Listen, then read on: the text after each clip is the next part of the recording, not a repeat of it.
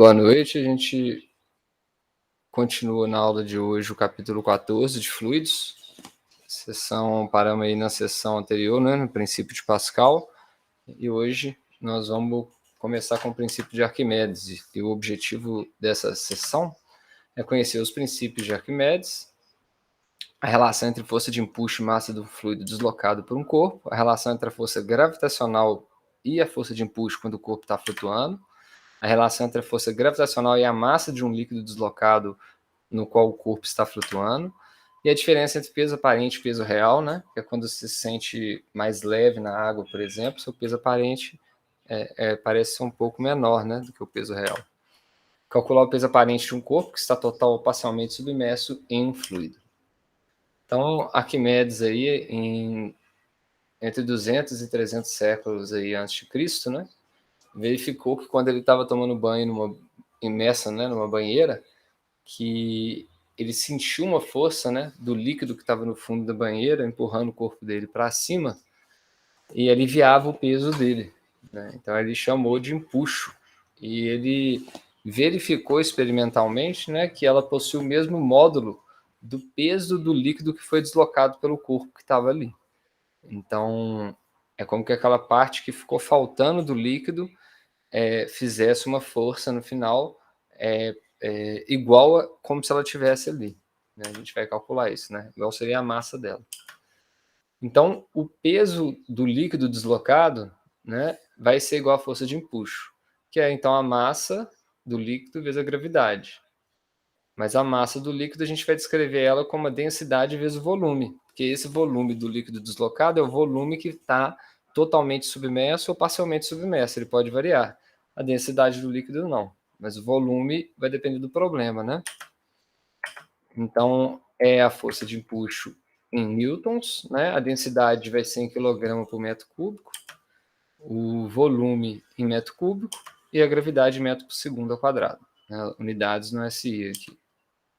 Então, a gente pode considerar, né, nesse curso, né, que a gente vai ter uma densidade média do corpo que está num certo fluido. Quando ela for a densidade igual a do fluido, ela vai ficar em equilíbrio em qualquer ponto, né? Então, se a densidade do corpo que vai ficar no fluido for igual, você pode colocar em qualquer ponto que ele vai ficar parado naquela posição. Se a densidade desse corpo for maior do que a densidade do fluido, então ele vai acelerar, né, e vai descer, tendendo a encostar no fundo do recipiente. E se ele for menor do que a do fluido, ele vai boiar, ficando parcialmente ou totalmente, né, acima da superfície da água, né? Então, quando ele está totalmente ou parcialmente imerso, né, a gente tem um peso aparente que é dado pelo peso real menos a força de empuxo. Então, é a força de empuxo, né, que está sendo feita no sentido oposto à força-peso, que está criando um peso aparente mais leve, deixando a gente com essa sensação. Então, peso, empuxo, peso aparente e peso de um líquido deslocado, né, estão relacionados. Vamos ver nessa animação aqui. Um corpo, quando ele está fora do líquido, né, do fluido, ele tem um peso, né, nesse dinamômetro de 10 newtons, que está na escala de newtons, ele pesa 10 newtons. Na hora que ele é colocado dentro do fluido, começa a ser colocado, esse peso, que era 10, já foi para 7. Ó. Então, o peso aparente dele já começou a aparecer.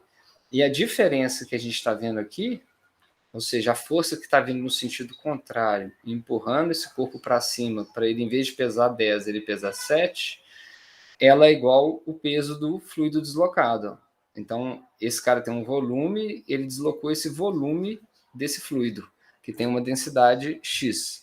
Então, o peso desse volume é igual à força de empuxo. Então, aqui no caso, né, ele não está totalmente submerso, mas ele já deslocou 3 newtons, né, de peso do fluido deslocado, que ele antes estava aqui na borda, né?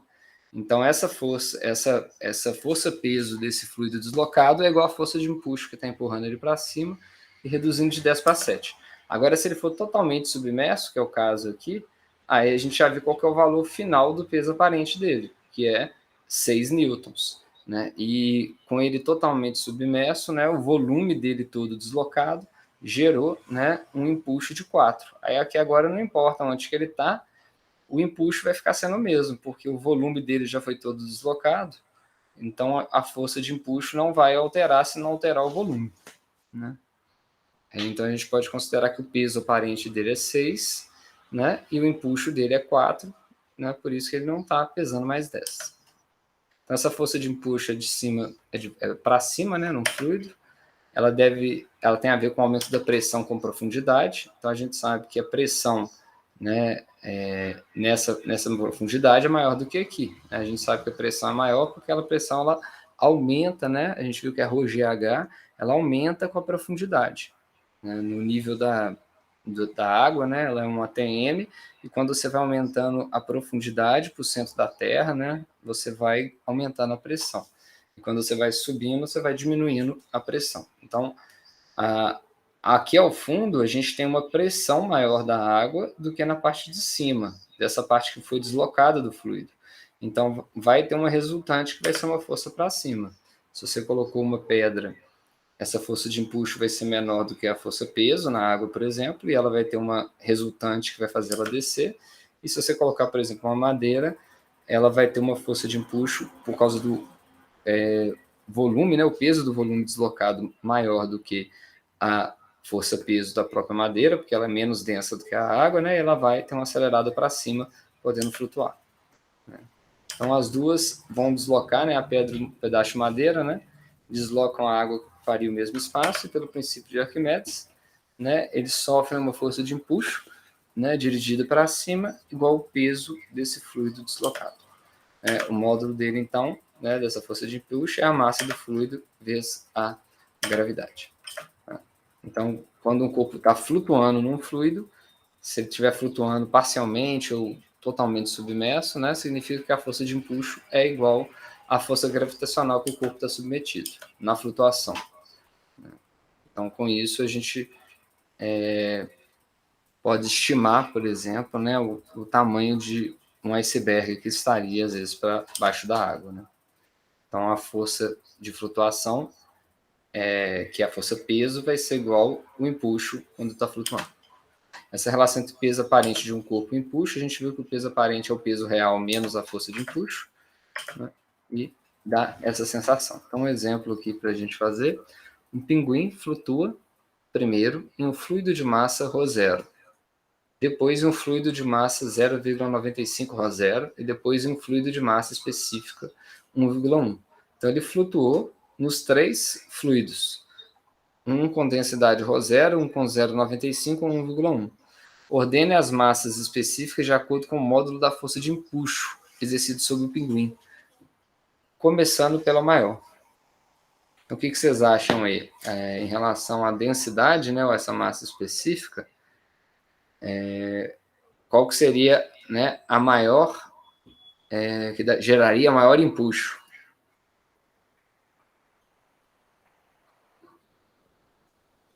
Essa que seria a pergunta. Vocês acham que alguma geraria maior empuxo? Qual que seria? O fluido de densidade ρ0, de 1,1 ρ0 ou de 0,95 ρ0? Alguma deles, né, teria uma força de empuxo maior? Comece pela maior. E aí, o que vocês acham?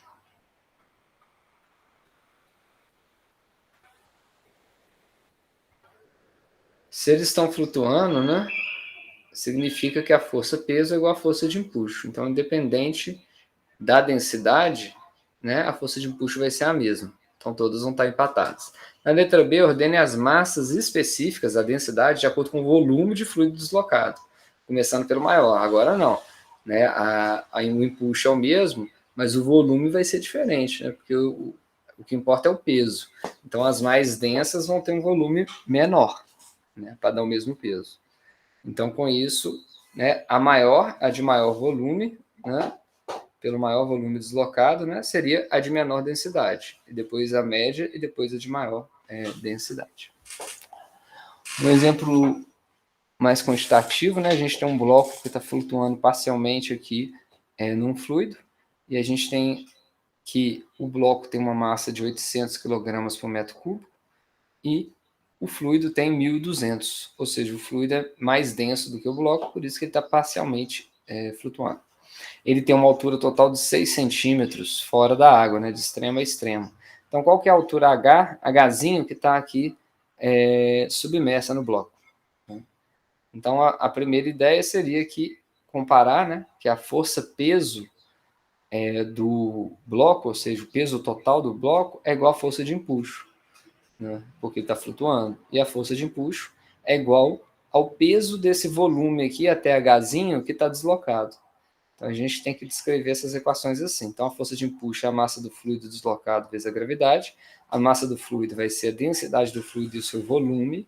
E seu volume a gente pode dar pelas dimensões CLH, que seria comprimento, largura e altura, né? Hzinho, as dimensões que a gente está colocando dessa caixa.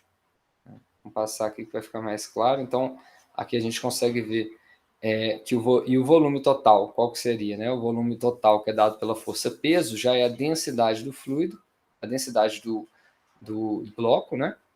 Nesse caso, vezes o volume do bloco. Né? E aí o volume dele a gente pode descrever como sendo C, né? Que é o comprimento, vezes a largura, vezes a altura Hzão. Então, o empuxo a gente usou Hzinho, porque é o volume do fluido deslocado, e para força-peso a gente usou o Hzão, porque a gente está contemplando o volume de todo o sólido. Né? Então, ao fazer essa conta, a força de empuxo menos a força da gravidade, a força-peso, tem que ser igual a zero, porque ele está parado flutuando. A gente substitui os termos que a gente descreveu e a gente vê que vai cortar, né, o C, o L, o G, e aí no final vai ser só uma relação entre densidades e a altura total. Então, com isso, né, substituindo os valores, a gente encontra que a altura que ele está submerso é 4 centímetros. Esse Hzinho, né, dessa parte anterior. Né? Então, Hzinho, que é o que ele está submerso, é 4 centímetros dos 6 centímetros que ele tem totais.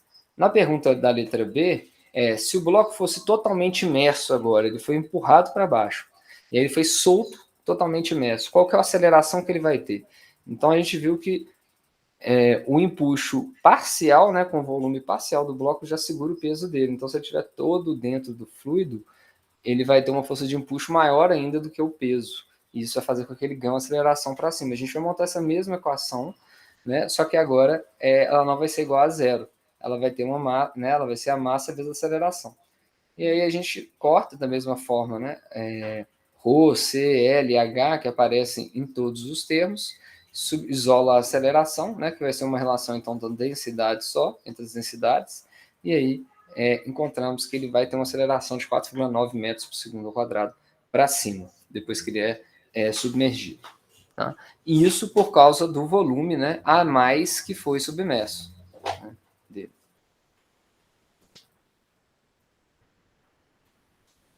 Então, agora a gente entra na equação da continuidade, que já vai ser a parte de dinâmica, né? Hidrodinâmica do curso. A gente tinha visto até agora a parte de estática, né? Que é pressão, empuxo, em geral aplicado com fluido em repouso.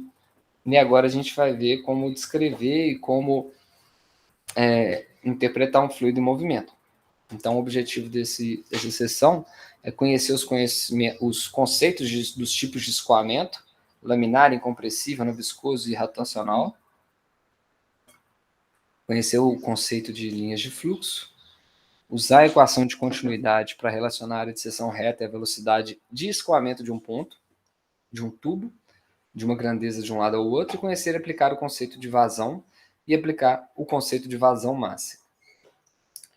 Então, o movimento dos fluidos, em geral, é um tipo de comportamento que pode ser, muitas vezes, muito complicado de você descrever matematicamente. Principalmente se você estiver nesse regime que a gente fala que é o turbulento. Então, esse regime onde parece que o caos ordena, apesar de talvez parecer que tem uma certa ordem, é muito difícil de descrever. Então, esse curso, né, e quase todos os estudos que se tem em fluidos reais, né, em geral, essa parte teórica vai considerar o escoamento do tipo laminar. Né, a gente vai ver as características para ele ser, mas a gente vê que ele é muito mais comportado do que o escoamento turbulento. Né? Então a gente vai discutir esse movimento para um fluido ideal, considerando que o escoamento primeiro, então, é laminar, ou seja, a velocidade, né, do fluido não varia com o tempo. Se a gente está numa certa posição aqui, eu posso andar aqui dentro, que todos os pontos aqui estão se movendo com a mesma velocidade. Ele não fica acelerando e diminuindo, a velocidade é constante. A gente considera isso. Ele é incompressível, né? Ou seja, a massa específica dele é constante, a densidade do fluido não muda também ao longo do escoamento. Ele é não viscoso, a gente não tem atrito por contato do fluido com ele mesmo, né? Porque eles estão escorrendo juntos, né? E a gente considera também que esse fluido, as partículas dele não estão girando, elas estão só transladando, se movimentando todas sem girar, né? Não entra esse efeito na nossa conta, né? de um fluido ideal. Então, visualizar o escoamento usando um traçador é uma forma, né? Onde cada partícula desse traçador, né, vai ser visível, mostrando as linhas de fluxo, né? E a velocidade, né, sempre vai ser tangente a essas linhas de fluxo, né, desse pequeno elemento de fluido, igual a gente está vendo aqui. Isso a gente pode ver num vídeo no YouTube, né? Geralmente quando você faz você tem um túnel de vento, né? E aí você usa esse túnel de vento serve para você olhar a estabilidade de várias coisas, estabilidade de um prédio, estabilidade de um avião, estabilidade de um carro. E com ele, né, você pode fazer esses indicadores dos traços, né, de aerodinâmica e ver aonde que seria, né, a área de escoamento linear, onde não seria. Acho que vocês não conseguem ouvir, então vou deixar sem som mesmo. Então, vou mostrando aqui, ó. Então, na hora que o engenheiro, o arquiteto faz o designer, né, o engenheiro faz o carro, depois você vai colocar ele num túnel de vento para você sentir os pontos que ele tem de pressão, né, para saber se a aerodinâmica dele vai ser boa. E você pode usar esse traçador, né, que são essa fumaça que eles estão usando para gravar, né, como que é a passagem do fluido quando o carro está nessa velocidade. Então, tem um túnel de vento que sopra o carro a 50 por hora, 60 por hora, 70 por hora, e eles conseguem, com esse gazinho, traçar o caminho dele, né? Ver onde é laminar, onde não é, pode colocar pontos de pressão nos pneus e ver se, dependendo da velocidade, o que está acontecendo, se ele está empinando para trás, se ele está empinando para baixo, se ele está pregando no chão. Então, tudo isso é muito empírico, né? Eles têm que fazer esse teste para saber como que seria, né? Isso é feito, obviamente, também na Fórmula 1, né? Não é só carro de luxo. Carro popular não tem esse estudo, acho, tão, talvez, bem realizado, eu nunca vi, né? Mas os carros mais de luxo, né? Esses carros daqui, ela também, ó, o próprio carro de Fórmula 1, né? A gente percebe como é que é a aerodinâmica, vai influenciar, né, na passagem desse fluido para aumentar, né, nesse caso, a aderência dele no chão, né? Então, é utilizado para isso, esse tipo de estudo, né? E aqui a gente vê que é como se fosse um escoamento laminar, né, que é considerado, né? A gente não está vendo nenhuma turbulência, o que é bom. Imagina uma turbulência no carro, ela vai gerar um saculejo, né, uma turbulência mecânica, né? Então, quanto mais for laminar, né, a aerodinâmica for mais fluida, né, para passar o vento aqui no caso, né, quando ele estiver numa certa velocidade, melhor.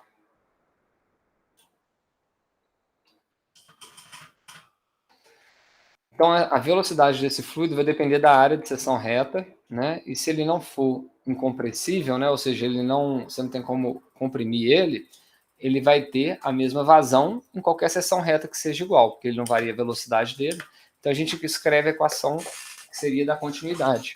Se eu tenho um elemento de fluido que está movendo para cá, então aqui eu tenho uma área de seção A1 maior do que essa área de seção A2, e aí eu tenho um certo intervalo de tempo ΔT, né, um certo volume que se deslocou para frente dentro desse tubo. Esse mesmo volume que deslocou para frente, nesse mesmo intervalo ΔT, tem que ser equivalente ao volume que deslocou para frente aqui na frente, porque senão você vai estar criando ou perdendo fluido. Então, o volume por tempo que passa aqui tem que ser igual ao volume por tempo que passa aqui. O fluxo que seria esse volume, né? A quantidade de matéria por unidade de tempo. E como que a gente pode escrever isso? A velocidade, o volume, né, desculpa, dessa parte 1 é a área de seção A1 vezes esse deslocamento que ele teria. Né? E esse deslocamento a gente pode escrever, se ele tem uma velocidade V1, esse deslocamento vai ser a velocidade vezes a distância, vezes o tempo. Né? Então, a velocidade vezes o tempo vai me dar essa distância x1. Então, aqui está a velocidade V1 vezes o tempo. Então, da mesma forma, o volume V2 vai ser essa área de seção A2 e o x2 que ele andou aqui. Esse x2 que ele andou é igual a velocidade 2 vezes o mesmo intervalo ΔT. Então, o volume 1 tem que ser igual ao volume 2. A vazão é esse volume por intervalo de tempo. Então, a vazão do fluido 1, dessa parte 1, é o volume 1 sobre ΔT, e a vazão do fluido 2 é a vazão do fluido 2, o volume, sobre ΔT. Como, né, conservação de massa, a gente tem que os fluxos têm que ser iguais, porque senão você vai estar criando ou perdendo fluido, né? Então, a gente tem que a área de seção do fluido 1, dessa parte 1, vezes a sua velocidade, tem que ser igual à área de seção do fluido da parte 2, vezes a sua velocidade. Então, isso aqui é uma conservação de massa, ou seja, a área está em quê aqui? Metro quadrado. A velocidade é metro por segundo. Então, aqui a gente está falando de um volume que é metro cúbico por segundo. Então, a gente está falando de um volume, né, total que está sendo transferido. E aqui tem que ser o mesmo volume. Se a área, então, diminuir, a velocidade aumenta. Quando que a gente pode perceber isso? Né? Se você pega uma mangueira e aí você quer molhar uma planta, alguma coisa que está mais longe de você, você vai lá e bloqueia a saída da água, né, isso, com o seu dedo. O que você está fazendo? Você está diminuindo a área. Ao diminuir a área, o fluxo tem que ser o mesmo, o volume por segundo é o mesmo. Então, se você diminuiu a área, a velocidade tem que aumentar, porque aquele fluxo tem que sair no mesmo tempo. Então, por isso que aumenta a velocidade quando a gente tampa uma mangueira com o dedo.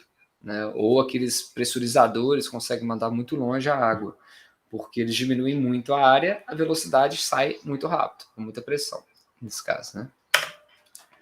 Então, nesse caso, né, a gente pode considerar que a área vezes a velocidade em qualquer ponto no fluido é sempre constante. Nesse ponto, o produto da área da seção e a velocidade daquela seção é sempre constante em qualquer parte do fluido. Então, a gente pode escrever que a nossa constante, né, essa vazão de volume, né, seria a área vezes a velocidade. E se a gente multiplicar isso pela densidade, a gente teria, então, a razão mássica, que seria em quilogramas por segundo. Então, a vazão normal seria em metro cúbico por segundo, e a vazão mássica seria em quilograma por segundo. E para ficar em quilograma por segundo, que a gente tinha aqui antes metro cúbico por segundo, a gente multiplica pela densidade, que é massa sobre volume. Então, corta o volume daqui com o volume de cá, fica quilogramas por segundo, por isso que chama vazão mássica, porque ela é em quilogramas. Tá? E a vazão, ela é a mesma em qualquer ponto do fluido, né? Porque senão ele vai estar criando ou perdendo matéria. Então, esse teste para a gente fazer qualitativo, né? Aqui está escrito o sentido que está e quais são os valores de vazão em centímetro cúbico por segundo. Então, aqui está entrando 4 centímetros cúbicos por segundo, aqui está saindo 6 centímetros cúbicos por segundo. E aí ele quer que com essas informações a gente descubra se nessa parte daqui está entrando ou saindo, né, água, né, nesse encanamento, e qual que seria a vazão em centímetros cúbicos por segundo que estaria passando por aqui. E aí, vocês querem pensar um pouquinho? Vou dar um minutinho.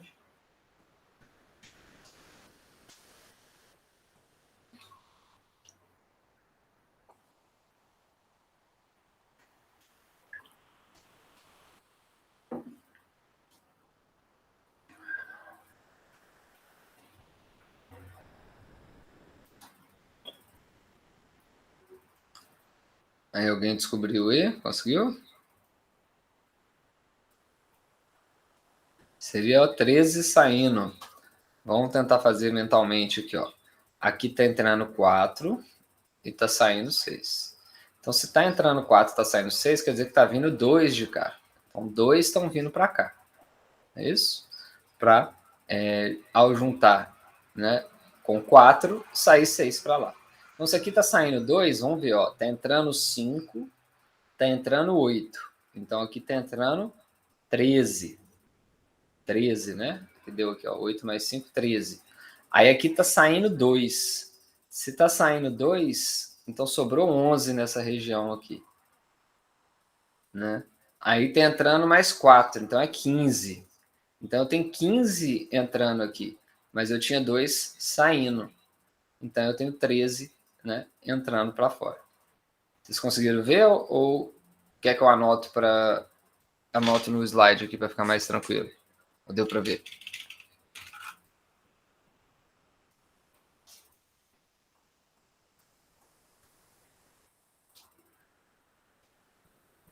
Deu para ver, então?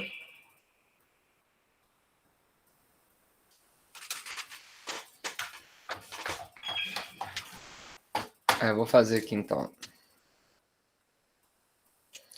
Então, ó, se aqui está em 4 entrando e 6 saindo, significa que...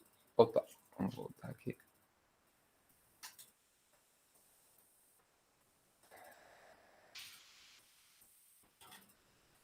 Então, aqui, ó, se tem 4 entrando e 6 saindo, eu teria 2 para cá. Agora, vou analisar daqui para cá. Ó. Tá entrando 5, tá entrando 8. Então, eu estou vindo desses dois aqui para cá, tá entrando 13. Aqui tá saindo 2, aqui tá entrando 4. Então, aqui eu tenho, ó, 4 vindo daqui e saindo 2. Então, tem 13 entrando, com 2 que tá saindo. Então, sobra 11 aqui, né? Então, tem 11, depois que passa por esse aqui, sobra 11 vindo para cá. Aí, o 11 encontra com 4 e fica 15 que estaria entrando. Mas ainda tá saindo 2 lá no fundo. Então, 15 menos 2 dá 13 saindo para fora aqui. Aqui teria 13. Ou então já poderia tirar, né? Porque aqui, ó, 5 tá vindo para cá. Talvez para ficar um pouco mais didático. Deixa eu apagar esse 13 aqui e já compensar o número desse também. É outra forma de escrever, né? Aqui, ó. Poderia considerar que aqui, se está entrando 5 aqui, 8, está entrando 13. Mas se está saindo 2, então aqui está entrando 11. Talvez é mais fácil ver assim. Então, já computando 5, 2 e 8, eu encontrei 11. Aí desses 11, 2 subiu, sobrou 9 vindo para cá. Ó, depois que passou para cá 2. Aí entrou 9 com 4, saiu 13. Acho que agora ficou um pouquinho melhor para entender. Né? Agora um exemplo já quantitativo, né? A gente tem uma torneira, esse aí todo mundo pode observar em casa, que quando, à medida que a torneira está caindo, o fio d'água, você vê que ela vai ficando mais fininha, então ela sai com um volume maior e aí ela vai afunilando, né? À medida que a água vai ganhando velocidade ali escorrendo.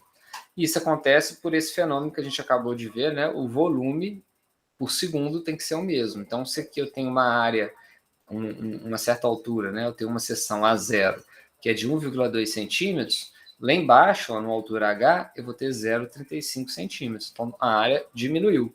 E diminuiu por quê? Porque a água que está andando aqui, que é o fluido, ela ganhou velocidade por causa da gravidade, ela foi ganhando velocidade, e ao ganhar velocidade, a área de seção tem que diminuir, não é isso? Porque o volume, né, o segundo que passa aqui tem que ser igual ao que passa aqui. Então, se aqui passa uma área maior, a velocidade é mais lenta, é menor. E aqui, se passa uma área menor, né, a velocidade é maior. Então, para calcular isso, né, a gente sabe que a velocidade vezes a área aqui em cima tem que ser igual à velocidade vezes a área aqui embaixo.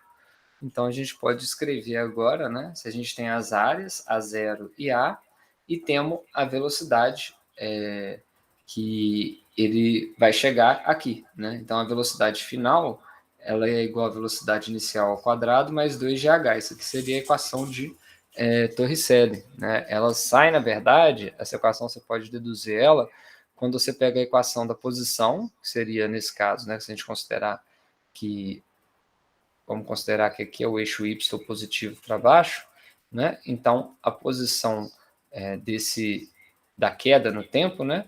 Seria igual a essa posição inicial, que a gente poderia chamar de zero, né?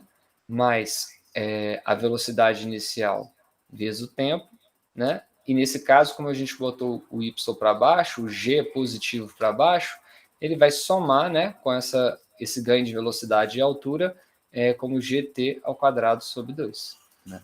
E a velocidade de uma partícula que sai daqui, ela vai alterar como? Essa velocidade ela é a velocidade inicial mais o tempo que atuar a gravidade. Então, se eu pegar agora, isolar o t nessa equação e substituir nessa primeira, então essa aqui é a equação da posição e da velocidade de uma partícula aqui, né, que eu posso chamar ela um elemento de água, que está descendo por aqui. Então, se eu juntar essas duas equações, eu chego nessa. E ela é independente do tempo, né? Eu isolo o tempo aqui e eu chego nessa equação. Então, a gente tem aqui as informações. Nós temos o valor, né, de H, temos o valor de G, temos, então, as relações entre as velocidades V e V0 de acordo com as áreas. Então, a gente pode combinar essas equações das velocidades com as áreas, com essa equação de Torricelli, e a gente descobre que a velocidade inicial, então, em relação somente às áreas de seção e da altura, ela dá 28,6 centímetros por segundo quando ela está, né, a vazão da torneira. Não, aí você quer saber a vazão, né, que é só a velocidade, você multiplica, então, essa velocidade pela área de maior seção. Né? Então, ele calculou a velocidade inicial, que é a velocidade que ele sai daqui. Né? Ele calculou essa velocidade, né, que ele sai daqui, que é a V0, e aqui seria a velocidade V, que a gente não encontrou, não foi necessário. Né? A gente isolou ela, porque a gente tem duas equações aqui e duas incógnitas. Essas duas equações têm as incógnitas velocidade inicial e V0, então a gente pode combinar elas para descobrir, por exemplo, só a velocidade inicial, e com isso, com a área inicial, a gente descobre a vazão, 34 centímetros cúbicos por segundo. Aumentando um pouco a complexidade agora do fenômeno do escoamento de um fluido, a gente vai, então, calcular agora outros termos de contribuição energéticos, além de somente a energia cinética. Então, vamos falar que a gente estava usando somente a parte de movimento dessa massa, né, dessa vazão mássica. Então, a gente estava computando somente como que as energias, né, dessa distribuição dessa massa se alteravam. E agora a gente vai acrescentar, né, não só essa energia cinética específica, né, mas também a energia que ela vai ser gerada devido a uma certa altura que esse fluido fosse escoar, né, que seria a energia potencial gravitacional específica, né, e também a influência da pressão, né, para essa energia. Então, calcular todos esses termos na equação de Bernoulli, né, sabendo como que seriam os valores da energia específica total em 2 pontos numa linha de um certo fluxo. Né, e entender que essa equação de Bernoulli ela vem do princípio de conservação de energia. Então, aqui a gente está vendo um tubo, né, que está sendo escoado no fluido ideal. Né? Então, a gente consegue ver que na nossa entrada, né, o fluido tem uma certa pressão P1 e uma velocidade V1 e está numa certa altura Y1. Então, ele percorre num tempo T, esse fluido entrou, né, veio aqui para essa região que está aqui dentro, e ao mesmo tempo esse mesmo volume que entrou é o volume que vai sair de verde, só que aqui ele tem uma outra altura agora, uma outra pressão e uma outra velocidade. Né? E como que a gente pode aplicar a conservação de energia para dois elementos de massa? Né? Então vamos falar que essa quantidade de massa entrou até aqui, essa quantidade de massa saiu. Então eu tenho dessa quantidade de massa uma energia cinética, uma energia potencial gravitacional, porque ela está indo para alturas diferentes, né? E eu vou ter também uma força que está sendo feita por fora, que é a própria pressão da tubulação. Né? Esse P1 e esse P2 é uma força que está empurrando ele ainda para frente. Né? Então, para eu descrever os dois lados dessa equação, o que eu tenho do lado esquerdo nessa condição 1? Que minha pressão P1, né, mais a minha energia cinética mássica, né, que seria esse meio de ρ V1 ao quadrado, mais a minha força-peso mássica, né, por densidade, tem que ser igual à pressão, a energia cinética e a gravidade do outro. Isso aqui seria a mesma coisa de a gente escrever assim, ó. Podemos até deduzir essa equação. Deixa eu ver se vai ter espaço aqui. Talvez vai, não sei se vai ter, mas aqui, ó. Então aqui eu teria uma força F1, aqui eu teria um termo, né, Imagina que isso aqui é um elemento de massa M. Então, aqui eu teria o quê? Meio, né, de M1, vamos chamar aqui de M1, né? E aqui de M2, de M1 vezes a velocidade 1 ao quadrado, mais M1G, né, Y1, que é MGH, né, que é o peso disso aqui. Então, vamos só desenvolver isso daqui para a gente ver como é que a gente vai chegar nessa parte de baixo. O de lado de cá vai ser equivalente, né? Então, a primeira coisa seria dividir todo mundo pela área, né? Se eu dividir todo mundo pela área de seção que eles teriam, eu já estaria transformando a minha força 1 em pressão e já iria transformando aqui, né, o meu volume em densidade, né? Então, vamos ver como que isso vai acontecer. Então, vou dividir pela área dos dois lados, né? Então, vamos e descrever, né, essas massas como elemento de volume também, né? Então, primeiro passo, então, vamos dividir todo mundo pela área e vamos transformar as massas nos produtos de densidade vezes volume, né? Então, aqui é densidade e volume 1, né, desse elemento que tem um certo volume 1, e aqui seria também a densidade escrita como a densidade vezes o volume 1. Então, ficaria P1, P1 não, já escrevi o que seria a resposta, né?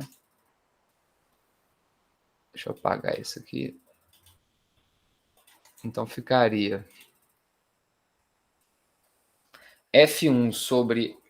Opa, voltou.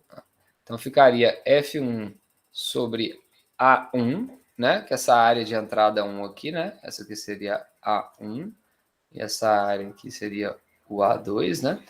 Então, dividindo todo mundo pela área, né? Todos os termos de cá pela área, então teria A1 mais meio da massa, que vai ser a densidade vezes o volume 1, então vai ser meio da densidade vezes o volume 1, dividido pela área 1, olha para você ver, isso daqui vezes a minha velocidade 1 ao quadrado, né?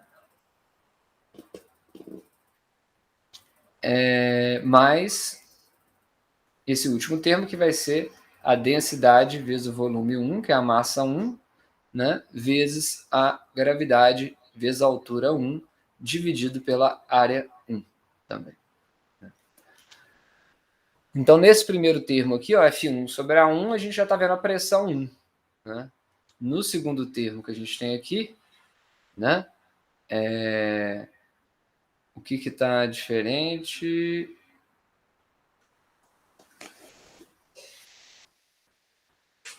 O volume pela área, aqui daria um termo ainda, né?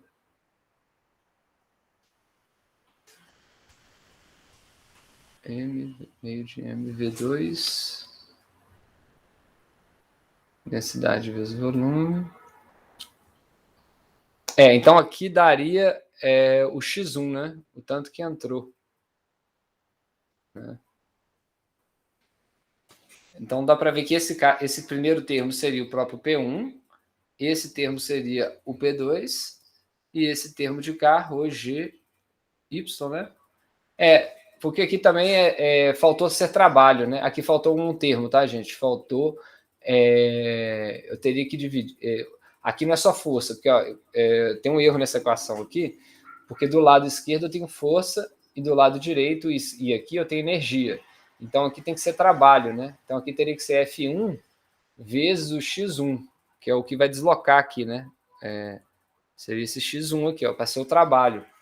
Né? Esse aqui é o trabalho feito por essa pressão que empurrou isso, porque senão vai ficar força misturada com energia. Então, com isso, a gente tem um X1 aqui, a gente, na verdade, divide pelo volume.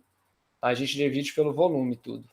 Divide esse pelo volume 1, esse pelo volume 1 e esse pelo volume 1.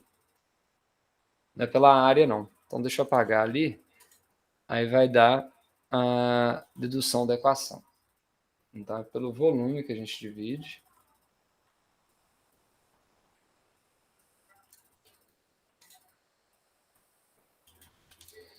Então, fica F1 dividido pelo volume 1 vezes X1, né, para dar o trabalho. E aqui vai dar pelo volume 1 e aqui vai dar pelo volume 1.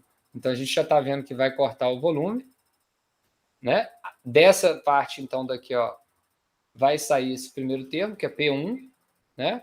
P1 é igual a F1 sobre A1. Se eu tenho aqui V1, o que é V1? Ele é X1 vezes A1. Então, eu corto o X1 com o X1, sobra 1. Então, isso aqui fica sendo a minha pressão. E aqui são meus outros termos. Meio de ρ V ao quadrado e mais ρ GY1.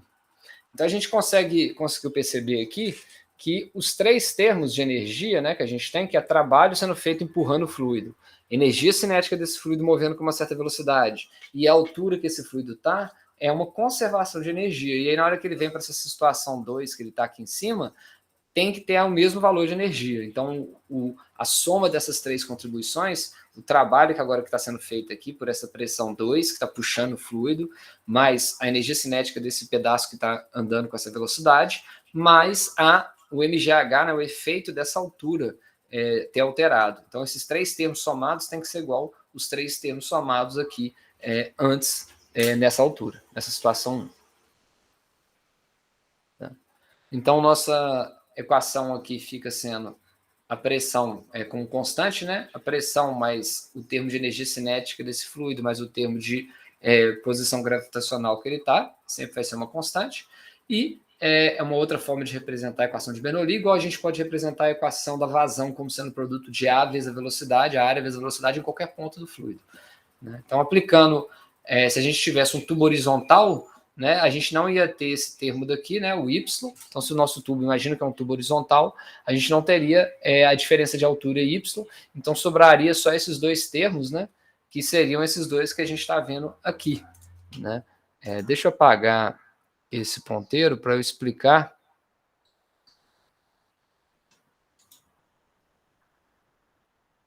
Não quer entrar com a borracha, não?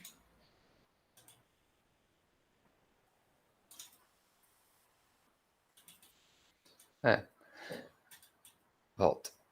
Então, essa equação sem o termo de altura, ela representa, ela mostra, né, ela explica o funcionamento da asa de avião. Né? O que acontece com a asa? Ela vai ter os flaps que vão fazer com que o vento, que é o ar, né, que esteja passando por eles, tenha uma altura, tenha uma velocidade maior ou em cima ou embaixo, para que gere uma diferença de pressão entre a parte de cima e de baixo da asa, e com isso, né, essa diferença de pressão gera uma força que empurra a nave para cima ou empurra a nave para baixo. Né? Os pássaros, né, também podem usar essa estratégia de acordo com o ângulo que eles viram a asa. Né? Então, a prova disso, né, seria o quê? Nessa equação, a gente vê que se a gente aumentar a velocidade do fluido, ou seja, se eu aumento esse termo da minha direita aqui, ó, a velocidade dele, ó, então ó, aproveitar a seta para cima, aumentar a velocidade do fluido, para essa constante ser a mesma, eu tenho que cair a pressão. Então diminui a pressão onde tem mais velocidade. Então o lado que ficou com uma velocidade menor vai ter mais pressão, e essa diferença de pressão que vai gerar a força. Então imagina que a asa do avião, né? E aí o vento, né, de acordo com a aerodinâmica aqui, vai ter uma velocidade maior em cima do avião. Se a velocidade do fluido é maior em cima da asa, a pressão aqui é menor. Então, embaixo a velocidade ela é menor, a pressão é maior. Se a pressão de baixo é maior do que a pressão de cima, a gente tem uma força resultante empurrando para cima. Isso aí a gente pode ver com... Eu pego um pedacinho de papel, onde ele está caído, né, por causa da força da gravidade, que está puxando ele para baixo, e eu sopro por cima desse papel, fazendo com que o fluido que está passando por cima dele tenha uma velocidade maior do que o fluido que está embaixo. E aí, se a velocidade do fluido de cima é maior, significa que a pressão é menor. Então, embaixo ganha uma pressão maior e ele faz uma força empurrando o papel para cima.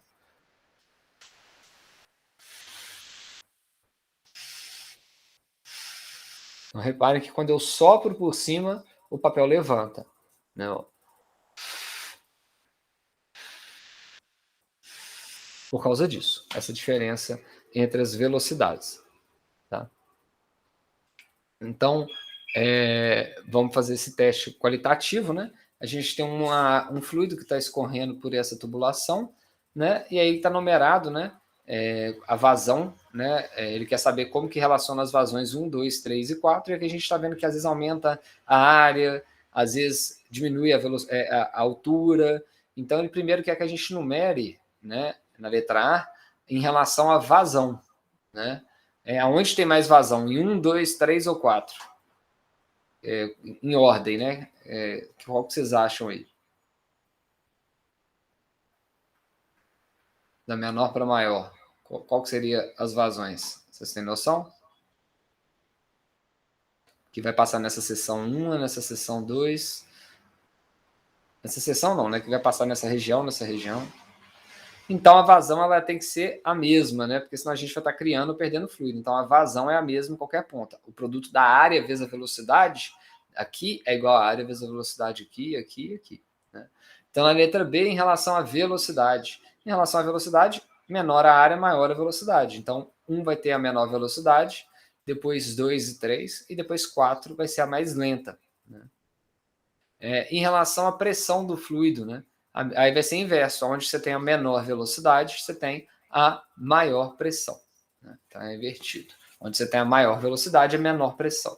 Então aqui é a maior velocidade, menor pressão, aqui é a menor velocidade, maior pressão. Em ordem decrescente, né? Do maior para o menor aqui.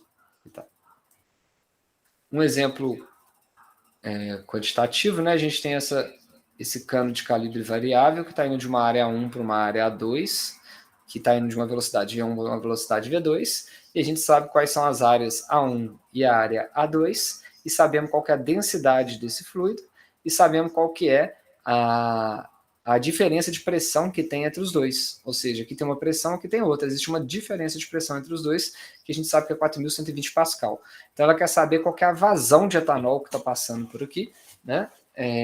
Por ter com essas informações. A primeira ideia, né, seria que o volume por segundo, a vazão que a gente tem aqui é igual à vazão que a gente tem do lado de cá. Então, RV1A1 é igual a RV2A2, né, a área vezes a velocidade. E a gente pode pegar a equação de Bernoulli, que vai relacionar o lado esquerdo com o lado direito. A gente não tem altura, o y é o mesmo, então não vai ter esse termo. E aqui a gente vai ter a pressão 1 desse lado de cá, com o termo da energia que ele está entrando. E aqui a gente vai ter o termo da energia dele está saindo e a pressão do lado de cá. Então, brincando com essa equação, a gente consegue descrever, a gente tem, então, duas equações, A1 e A2, e duas incógnitas, que é a velocidade 1 e a velocidade 2. Então, a gente consegue descobrir com isso qual que é a velocidade 1 ou qual que é a velocidade 2 para descobrir com isso a vazão. Então, eu descubro a vazão em termos, né, das minhas áreas, né, e substituindo os valores, explicitando, né, em termos das diferenças de pressão que eu tenho, da densidade e da área que eu tenho, então tem todos os termos que está aqui, e a gente calcula e descobre que a velocidade que ele teria, né, a vazão, né, seria de 2,24 vezes 10 a menos 3 metros cúbicos por segundo. Que é a vazão, né, volumétrica, né, de volume por segundo. No segundo exemplo, a gente tem uma caixa d'água de faroeste que tomou um tiro e aí vazou água. Então a gente tem uma tampa aberta e tem água vazando por esse furo. Qual que seria a velocidade da água que está saindo pelo furo? Né, de acordo com a altura que essa caixa d'água tinha cheia de água. Né? Então, essa situação vai ser a mesma coisa, nós vamos considerar a vazão mássica, ou seja, a área vezes a velocidade desse ponto é igual à área vezes a velocidade deste ponto que está aqui, em cima. Né? O mesmo volume que passa aqui é o volume que desce. Só que se a gente reparar aqui nesse caso, né, a área daqui é uma coisa muito pequena, é a velocidade grande. A área daqui é gigantesca, né, comparado com o furo, que é a área, né, da caixa d'água inteira. Então a gente pode considerar que essa velocidade que ele está descendo aqui é praticamente zero para ter o mesmo volume do que está saindo. A gente vai ver isso mais para frente. Então a gente pode escrever essa velocidade no ponto que ele está saindo em termos da área do furo azinho, da área do canozão, que é a azão, e da velocidade. Então, como a areazinha do furo é muito menor do que a área zona, a gente sabe que a V0, né, nesse caso, né, a gente pode considerar, né, que é muito pequeno. Né? Então, a gente está aqui, o furo é aberto e a caixa d'água é aberta, então os dois estão com a mesma pressão atmosférica em contato com eles. Eles não têm ninguém pressionando eles. Eles têm a própria atmosfera. Então, a gente pode montar a equação de Bernoulli, e aí a gente vê que a pressão atmosférica está igual dos dois lados, corta, né? A gente considera que do lado esquerdo, que é de onde, né, ele estaria nessa altura H que a gente está vendo aqui, né? A gente teria, então, que essa velocidade inicial dele é muito pequena, porque a área zona da superfície da caixa d'água é muito maior do que a áreazinha do furo, então V0 é muito pequeno, a gente considera esse termo igual a zero, e aí sobra só ρGH, que é a energia mássica, né, que tem esse elemento de volume que está aqui em cima no topo. E isso tem que ser igual ao volume que está saindo daqui. Então, o P0 cortou, né, a pressão zero, aqui cortou a altura, que ele chegou na altura que a gente considerou zero no nosso sistema de referências, então a gente vê que a equação final da velocidade nesse ponto é igual a 2 raiz de 2 de h, que seria a mesma equação da velocidade se a gente soltasse uma bolinha de massa m dessa altura para perguntar qual que seria, né, a velocidade dessa bolinha quando chegasse aqui. A velocidade dessa bolinha vai ser a raiz de 2 de h, então faz muita lógica, né? A gente tem encontrado esse valor para o fluxo, da velocidade do fluxo de água, já que ela é um elemento mássico que está descendo com a mesma aceleração da gravidade que uma bolinha. Então a gente percebe nessa ilustração, né, o exemplo, né, que a gente viu anteriormente da diminuição da pressão com o aumento da velocidade. Então, se a gente tem uma bola que está sendo arremessada, que além de ter um movimento de translação, igual a gente pode ver aqui, tem um movimento de rotação, então ela está gerando com esses dois movimentos uma diferença de velocidade entre o fluido que está passando por cima e está passando por baixo, né? Então a gente consegue ver nesse primeiro caso, né, que ele não tem rotação, né, esse no spin aqui, né? No spin significa que não tem rotação, que na hora que vem um fluido com uma certa velocidade, ele passa em cima e abaixo da bola com a mesma velocidade v. Então, devido a isso, a pressão em cima e embaixo é igual, a bola não muda sua trajetória, ela continua vindo reto aqui. Agora, se a bola está girando, devido ao movimento de rotação que ela tem junto, ela faz com que a velocidade do fluido que está passando por cima dela seja maior do que a velocidade de baixo. Repare que em cima ela acelera o fluido, ela esbarra no fluido e empurra ele para lá. E embaixo ela está freando o fluido. Então, como a velocidade em cima é maior, a pressão é menor. Então, a pressão embaixo é maior do que a pressão em cima, essa diferença de pressão gera uma força que pode ser chamada de força magna, aí, né, o Magnus Force aqui, né, que vai gerar o efeito, né, nessa bola, que ela vai fazer uma curva. Seria essa a explicação. E uma outra característica interessante, né, dos fluidos, né, é essa tensão superficial. Muitas vezes as forças que tem entre as moléculas que estão na superfície do fluido, elas são mais intensas do que as que estão no volume e elas conseguem segurar corpos com densidades maiores devido a essa tensão superficial. A gente pode ver aqui alguns elementos. Então, em resumo, a gente viu a densidade nesse capítulo, a pressão, que é a força sobre a área, como que a variação de pressão acontece quando você está entrando para um fluido, que é com mais ρGH.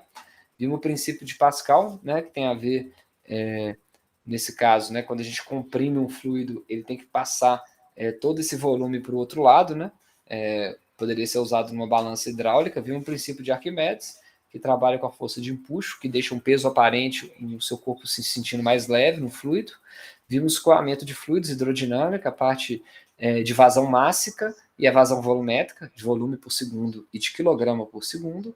A equação de Bernoulli, que é uma equação de energia, que relaciona o trabalho feito por uma força que empurra o fluido, mais energia cinética de um elemento desse fluido, mais energia potencial gravitacional desse elemento. Isso tem que ser constante em todo o movimento do fluido. Então, é isso. Aí a gente termina a matéria da nossa última avaliação. Vocês têm alguma dúvida? Na semana que vem a gente não tem aula. Eu já disponibilizei a lista de exercícios, né? Na semana que vem é o FEPEG, né? Então, no nosso planejamento, a gente não tem aula na semana que vem, somente na próxima. Né? Só mostrar aqui. Então, mas a matéria já terminou, então vocês aproveitam essa semana para fazer os exercícios, né? Então a gente se encontra de novo no dia 19/11. E aí, como a gente já viu a equação de Bernoulli, a gente tem 2 semanas de exercício antes da prova, no dia 3/12. Então essas 2 semanas são dúvidas no exercício e dúvidas no laboratório. Bom, alguma dúvida?